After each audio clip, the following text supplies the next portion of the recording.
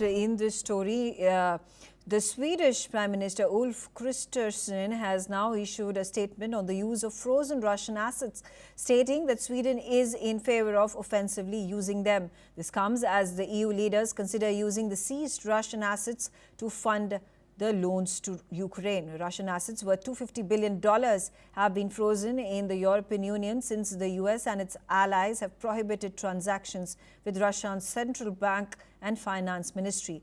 EU leaders have previously stated that Moscow could only get the money back if it compensates Kyiv. Earlier today, the Kremlin responded to the use of the frozen assets by Europe, stating that the theft of Russian funds would be held accountable. He also said that such moves destroy the trust in private property and would impact other depositors and investors as well.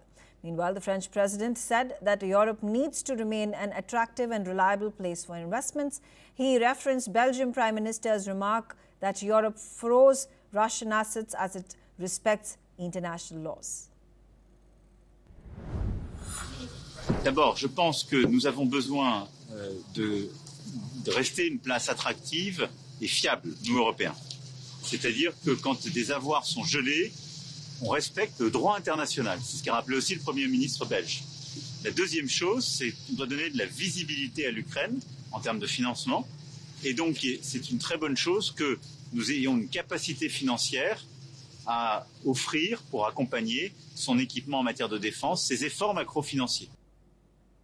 Mark is back on the telecast with me. Mark, do shed some light into this back and forth that has been happening for over several months about how European Union wants to utilize the Russian frozen assets and loan it to Ukraine for its fight against Russia.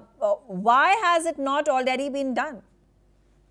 Again, a very good question. Plus, I suppose you could caveat to say that that the European Union, they love their controls. They love the controls that are in place in regard to banking, and all the legislation of that legally and what you have to adhere to is extremely stringent. They love all that.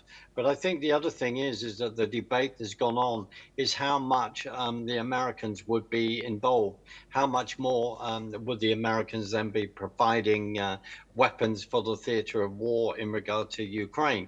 Under the Biden administration, there seemed at times to the flow was happening, and then it would cut off. And of course, that understandably caused a lot of angst within the American public, hence why one of the reasons why for voting in Donald Trump, who was then in the only way that he does is then saying, well, we need a better deal. We've been looking out taking minerals out of Ukraine for the amount of weapons that we have then put in. And then, of course, as I was alluded to earlier, over the fact that he has told the European countries that you really have to step up and play your part here. And as I said earlier, this always has cost implications. Now, because those cost implications are coming into play here, they're going to look at those Russian assets.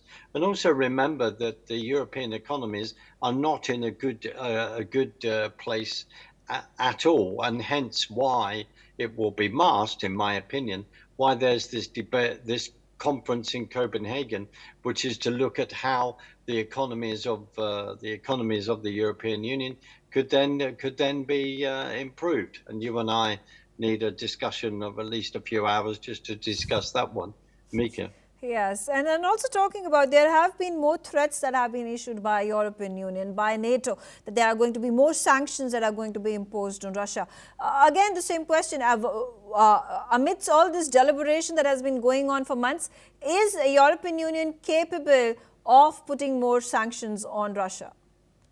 Well, recently there was putting forward to actually sanction another 2,330 companies, if I've got my facts correct. Plus, they haven't been this whole discussion which came from President Trump saying, well, as a European Union, you are technically financing this war that you want to end because of this whole thing of energy. But the sanctions, they wish to step up. they wish to put that forward. And of course, Donald Trump wants the barrel of oil, this whole thing of oil price in regard to Russia, as that is how they finance their war effort to go through the floor. That's why he has questioned India over buying oil from Russia and selling that on the open market. And of course, as we know, we were commenting earlier, China is now buying LNG, looking at that from liquid gas, natural gas from Russia, from the Arctic area. So this, at times, economically, we look back and think this is deeply, deeply complicated, because the European Union go, yes, we'll put these sanctions in, but China is then again using oil, using gas to help feed the Russian war machine, Mika. Okay, all right. Mark, stay on with me. More information coming in. Germany will establish